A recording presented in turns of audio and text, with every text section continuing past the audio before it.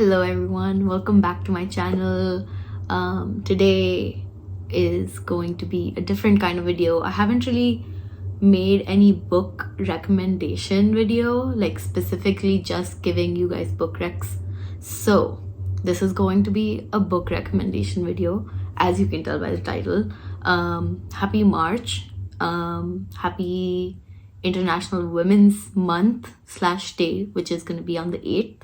I didn't even realize, but I've been subconsciously picking up books.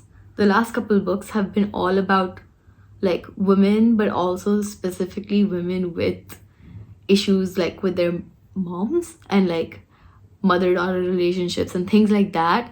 So I thought, why not make like a book recommendation video for International Women's Month and stuff. So here we are. Yeah, so anyways, let's get started. I'm going to give you guys some book recs of my favorite books with favorite women, or like strong women characters and like things like that. First recommendation is actually 2 books by the same author that I think fits really well and like is just like story about women, and like one of them is about motherhood and one of them is about these twins. Anyways, so the first recommendation is Britt Bennett's The Mothers and The Vanishing Half. Both of these I think I read either last year or the year before, and I absolutely loved both of them. Like, yeah, I don't know if you can see the annotations, but yeah, highly recommend. I think I'd read The Mothers also. I'd listened to the audiobook and I think the audiobook was also really good. Like, I remember it being really good, so I will recommend that. But yeah, some great, siblings and like family relationships and like, just how the decisions you make can change your life and like the life you lead and stuff. And also just in the similar case, except like, more about friends and like the community you live in, and like, again, decisions that can change your life, So yeah, highly recommend both books. I will put the synopsis here if you guys are interested. Yeah, really good. It says, twins inseparable as children ultimately choose to live in 2 very different worlds, one black and one white. The Viennese sisters will always be identical, but after growing up together in a small southern black community and running away at age 16, it's not just the shape of their daily lives that is different as adults, it's everything, including their racial identities. Many years later, one sister lives with her black daughter in the same southern town she once tried to escape. Across the country, the other secretly passes for white, and her white husband knows nothing of her past. Still, although separated by so many miles and just as many ties, the fates of the twins remain intertwined. What will happen when their own daughter's storylines intersect? So, yeah, very interesting. There's like a bit more about like the timeline and everything, but really good book. I really enjoyed this one. Highly recommend. And then The Mothers by Britt Bennett. Yeah. Oh, this was the debut book. So interesting. I didn't know that. It begins with a secret, then follows that secret through the lives of 3 different characters from high school into adulthood, tracing its impact far beyond their Southern California youth. It is the last season of high school life for Nadia Turner, a rebellious, grief-stricken 17-year-old beauty. She'll be the first in her family to go to college, if she indeed leaves home as she intends in the fall. But meanwhile, mourning her mother's recent suicide, she has taken up with the local pastor's son. Luke Shepard is 21, handsome but lacking direction, a former football star whose injury has reduced him to waiting tables. They are young, it's not serious. They keep their relationship to themselves. But the secret that results from this romance and the subsequent cover-up will have an impact that goes far beyond their youth.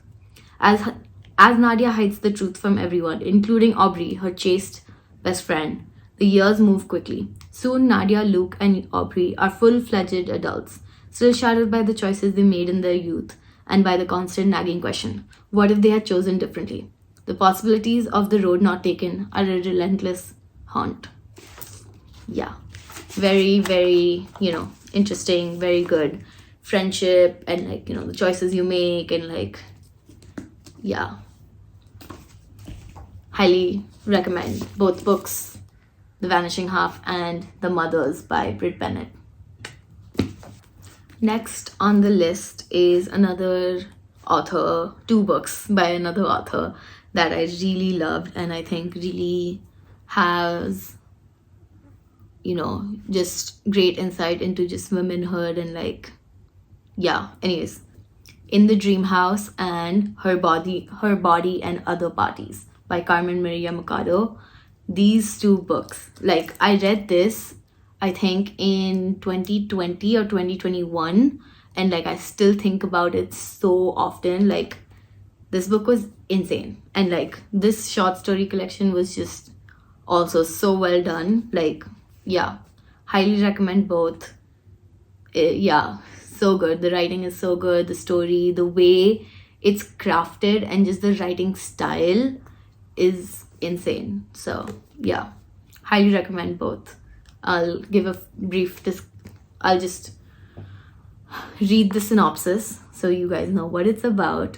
And yeah, okay, this one's kind of a memoir but written in a very interesting format. So yeah, In the Dream House traces Carmen Maria Machado's relationship with a charismatic but volatile woman, struggling to make sense of a harrowing experience. Each chapter uses a different narrative lens as she holds events up to the light and examines them from different angles. She casts a critical eye over legal proceedings, fairy tales, Disney villains, and more, infusing everything with a characteristic wit, playfulness, and openness. The result is a wrenching, riveting book that explodes our ideas about what a memoir can do and be. Yeah, very, very, very, very good. Yeah, one of my favorite books of all time and just so good. I still haven't been able to stop thinking about it. But yeah, Her Body and Other Parties. Carmen Maria Machado demolishes the borders between magic realism and science fiction, comedy and horror, fantasy and fabulism. Bodies become inconsequential, humans become monstrous, and anger becomes erotic. A dark, shimmering slice into womanhood, Her Body and Other Parties is wicked and exquisite. So, yeah. Yeah. 1, 2, 3, 4, 5, 6, 7, 8. There are 8 short stories in it, and my favorite one was 8 Bites. I don't really remember what it was about, but I did rate each short story, and yeah, really enjoyed it. So, Her Body and Other Parties and In the Dream House by Carmen Maria Machado. Moving on, another author whose 3 books I will recommend. One of them I've talked about so much on Instagram. If you've been following me for a while, you probably know it. But yeah, it was one of my favorite books last year, top 5. So yeah, anyways, A Woman is No Man and Evil Eye by Etta Frum and Mother Country by Etta Frum. Mother Country is available on Amazon Prime. So if you have Prime, you can get it for free. You don't need Kindle Unlimited for it, from what I remember. But yeah, it's a short story. It's 50 pages, I think. And it is quite similar to Evil Eye. So it felt like a prelude to it, or yeah, I don't know, had very similar storyline to this. So I would say just read one of the 2. And if you do want to read it, I would recommend this one just because obviously it's a fully fledged story compared to the short story, and just,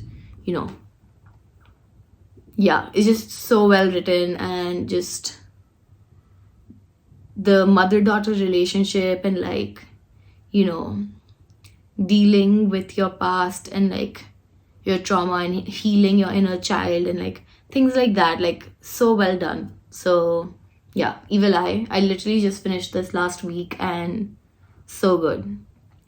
Raised in a conservative Palestinian family in Brooklyn, Yara thought she would finally feel free when she married a charming entrepreneur. Now she has a good job at the local college and balances that with raising her two daughters and taking care of their home. Yara knows that her life is more rewarding than her mother's, so why doesn't it feel like enough? After Yara responds to a colleague's racist provocation, she is put on probation at work and must attend mandatory counseling. Her mother blames a family curse for Yara's troubles, and while Yara doesn't believe in superstitions, she still finds herself growing increasingly uneasy about falling victim to the same mistakes as her mother.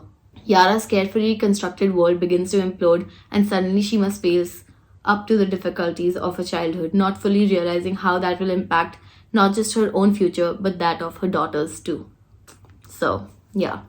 Motherhood and, mother-daughter relationships and like just, Palestinian family and like characters and just beautiful writing, so many good lines, and just is so relatable also, like just the experience of being a woman and like, yeah, just really, really well written. I enjoyed it a lot.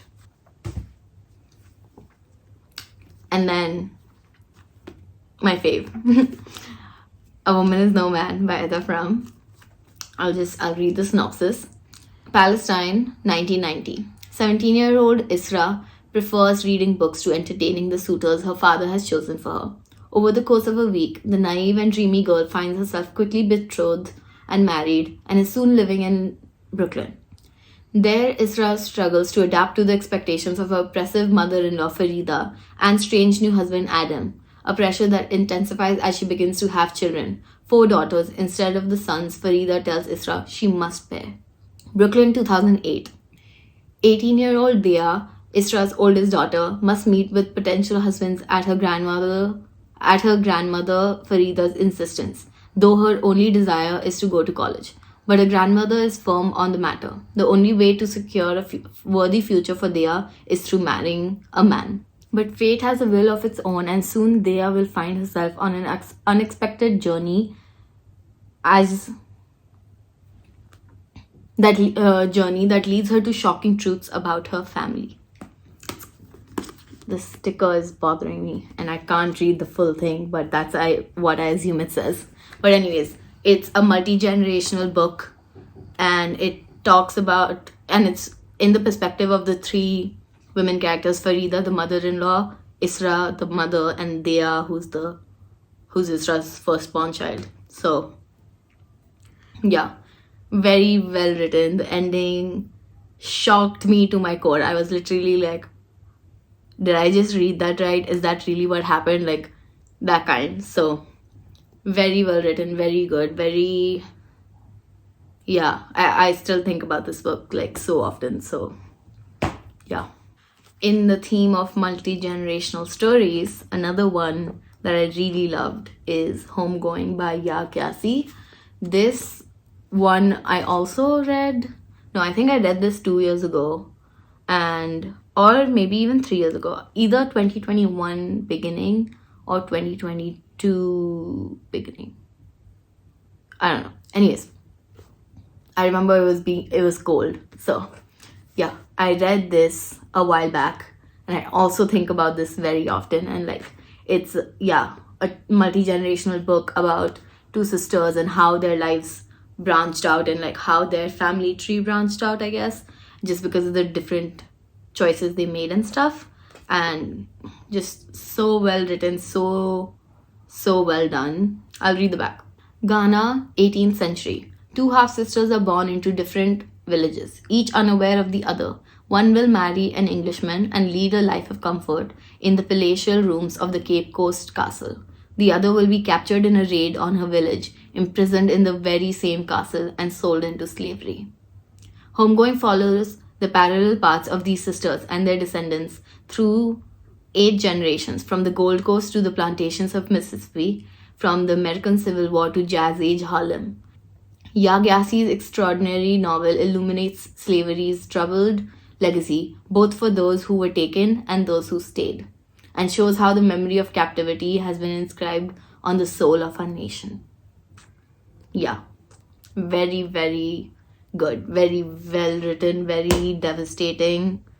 Just, yeah, insane book. Homegoing by Yagyasi. Highly recommend it. So, okay. Last book in the multi-generational vibes.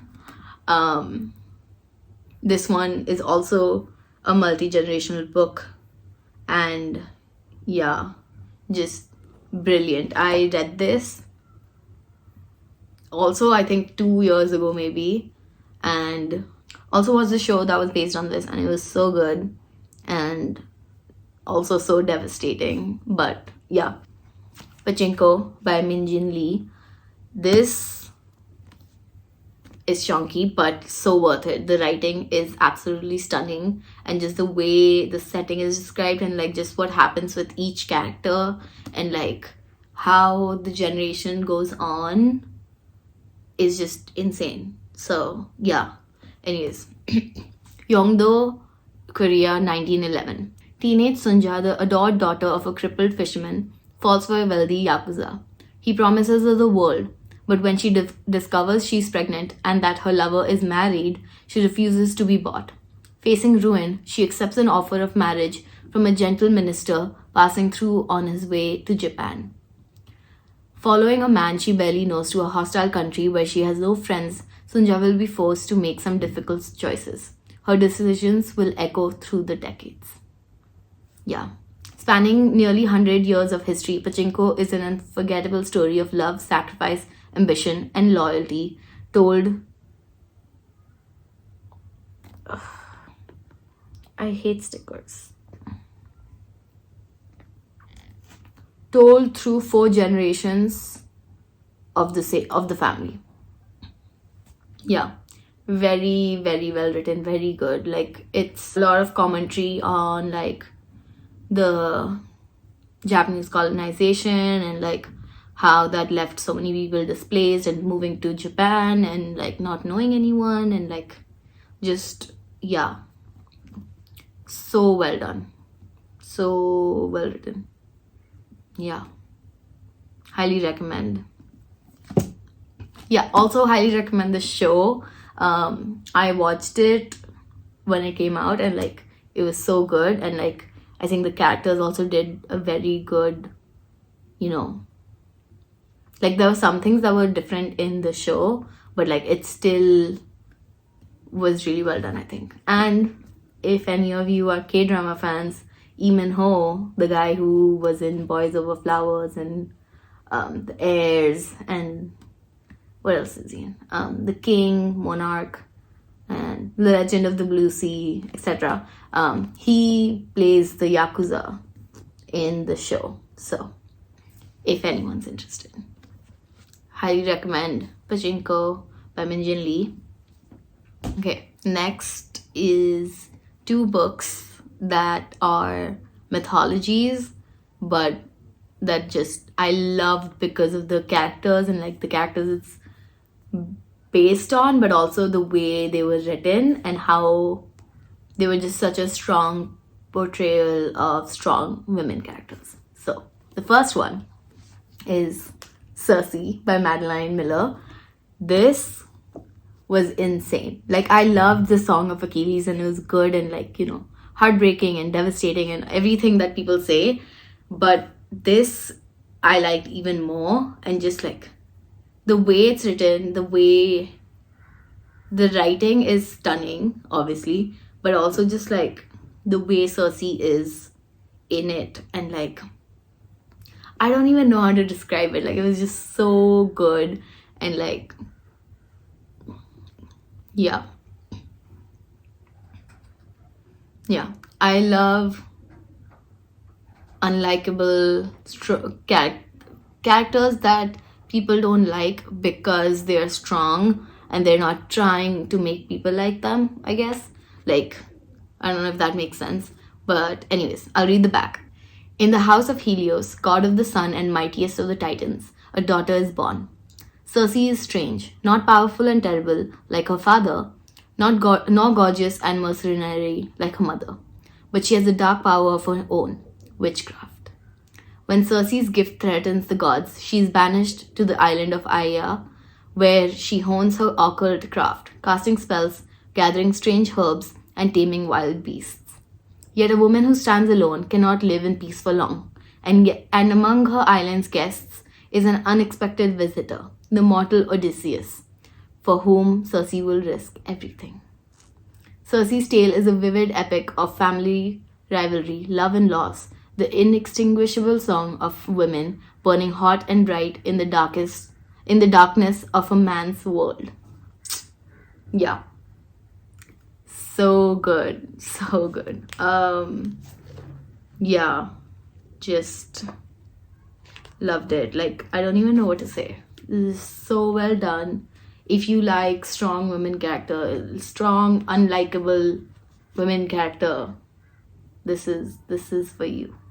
So, yeah.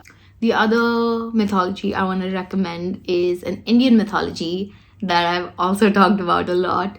I've also talked about it a lot on my booktube channel, but it's Kaikeyi by Vaishnavi Patel. I would have brought my book, but it's at home. So anyways, Kaikeyi by Vaishnavi Patel. This is also one of the, like Circe, it's also like a strong women character, strong, unlikable women character, very unliked, like in the original Hindu epic, Ramayana and stuff, like she is a villain. She is she is a hated character. Like, people don't like her. Like, she is what led the bad things to happen, that, when the hero, the god, Ram, ends up, Anyways, in the original books, in the original epic, she is hated. She's a villain. So this book is like about her and like her life story and like how things led up, like how from the moment she was born till, the events that happened in the original epic, how it came to be and like all that. This has also like a magic realism aspect to it, which I really loved. Like, the way the magic was set in it was so good. But anyways, I'll read the synopsis. The only daughter of the kingdom of Kekaya, Kaikeyi is raised on tales about the might and benevolence of the gods, how they churn the vast ocean to obtain the nectar of immortality, how they vanquish evil and ensure the land of Bharat prospers, and how they offer powerful boons to the worthy. Yet she watches as her father unceremoniously banishes her mother, listens as her own worth is reduced to the marriage alliance she can secure. And when she calls upon the gods for help, they never seem to hear. Desperate for independence, she turns to the text she once read with her mother and discovers a magic that is hers alone. With it, Kaikeyi transforms herself from an overlooked princess into a warrior, diplomat, and most favored queen. But as the evil from her childhood stories threatens the cosmic order, the path she has forged clashes with the destiny the gods have chosen for her family. And Kaikeyi must decide if resistance is worth the destruction it will wreak, and what legacy she intends to leave behind. Yes. The unforgettable tale of a woman determined to leave her mark in a world gods and men dictate the shape of things to come. Yeah. Very, very good. Like, one of my favorite books last year. Like, I don't even know what to say. Like, it's so good and it's so well written, and it just the way the story is weaved and like the magic system, or like, the magic that she has and like everything, just so well written. And I loved her character, and also enjoyed, like, after reading the book, going back and like looking up Kaikeyi and seeing which parts were like not fiction, and like finding out like the things that she did, like which parts were not fiction and were actually in the original texts as well. So yeah, really, really good. Highly recommend. Yeah, Kaikeyi by Vaishnavi Patel. So the last book I want to recommend for this list is The Power by Naomi Alderman. This book, for some reason, I started this in, I think, 2020 or 2021 when I was just getting back into reading, and like I don't know what the situation was, but like I lost my book and like I haven't gotten back to it yet. And like I remember I've read like either like almost half of it, but I still haven't gotten back to it yet, and I really need to. But this book was insane. Like I do think about it often, but I just haven't found it at a bookstore yet, or like actively thought of going and getting it again. So that's why I haven't completed it. But from what I remember, I loved it, and like the book was insane and like very women centric, and like obviously it's like it's dystopian vibes, but also, you know, alternate universe fantasy vibes and stuff. So yeah, anyways, I'll read the synopsis so you guys know what it's about. Okay. In The Power, the world is a recognizable place. There's a rich Nigerian boy who lounges around the family pool, a foster kid whose religious parents hide their true nature, an ambitious American politician, and a tough London girl from a tricky family. But then a vital new force takes root and flourishes, causing their lives to converge with devastating effect. Teenage girls now have immense physical power. They can cause agonizing pain and even death. With this small twist of nature, the world drastically resets. So yeah, basically it's like it's kind of like social commentary, but also like a very drastic one with like very fantasy aspects and stuff. So it's basically like a role reversal where women now have like all the power and like are generally more strong and like stronger than men, and like they can cause agonizing pain and even death and like all that stuff. And like there was like, from what I remember, there was like big like it resulted in a lot of like issues and like a lot of things happening in the news, and like things happening and like people being in the news and like riots and things like that basically. So yeah, it was very interesting and very good. I need to go back and finish reading it, but yeah, very good. Kind of remind, like, not in a similar sense, but like just because of the role reversal kind of thing, like it reminded me of this French movie I'd seen called I'm Not an Easy Man, where like basically this guy like hits his head or something and like wakes up in a world where like women basically act like men and men act like women, and like it's like the complete opposite. And like, you know, men are catcalling women, no, women are catcalling men, and like things like that basically. So yeah, that is comedy though, the movie. And the book is definitely not comedy. It was very like dystopian vibes kind of. So yeah, highly recommend Naomi Alderman's The Power. Okay, I initially was only going to recommend these 10 books to you guys, but then right now the book I'm currently reading is also very fitting for this video, and I'm really enjoying it, so I wanted to recommend it.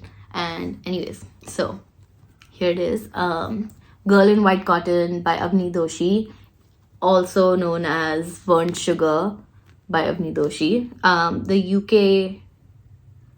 In the UK it's published as Burnt Sugar, and in India it was Girl in White Cotton.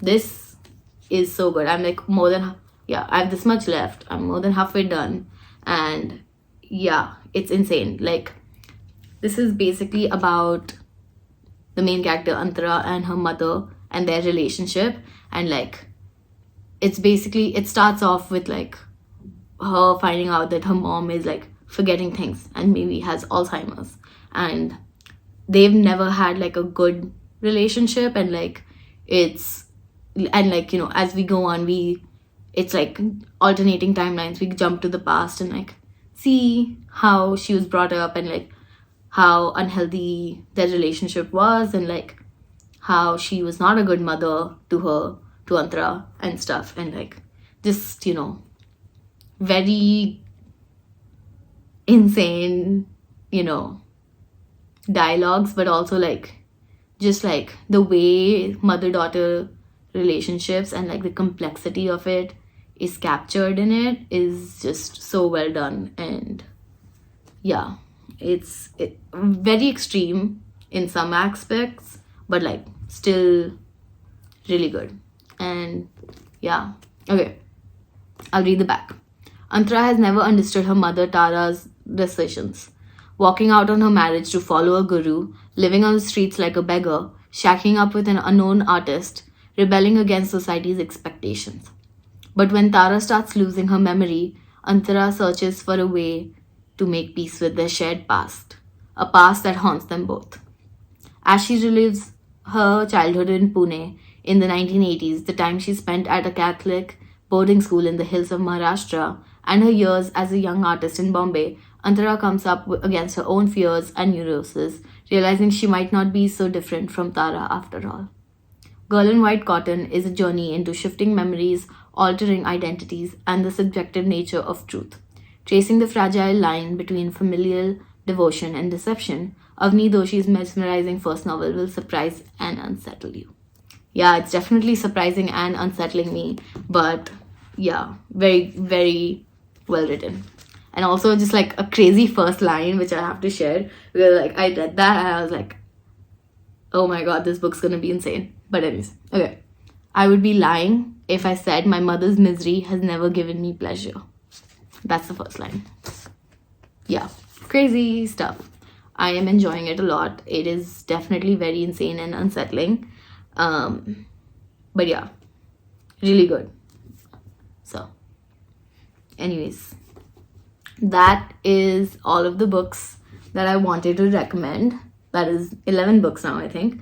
I am excited to read more books. I have some books that I want to read specifically for International Women's Month, but I don't know if I'll get to them, so I don't want to say it right now. So we will see. I will let you guys know which ones I end up reading in the March wrap up. And yeah, that's about it. Here are all the books. I mean, not all.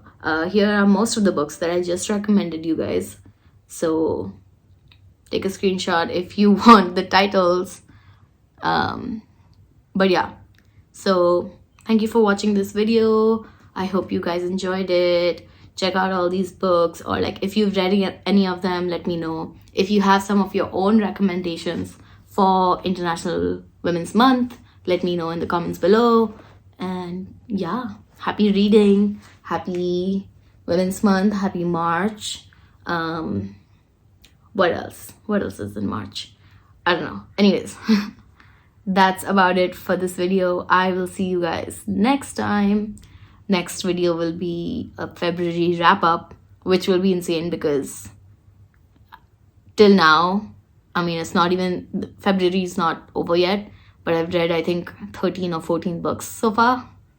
So yeah, double of last month, I mean. And yeah, kind of crazy. But anyways, we shall see. So yeah, see you guys with a new video next Friday. Okay, anyways, thank you for watching this video. I hope you guys enjoyed it.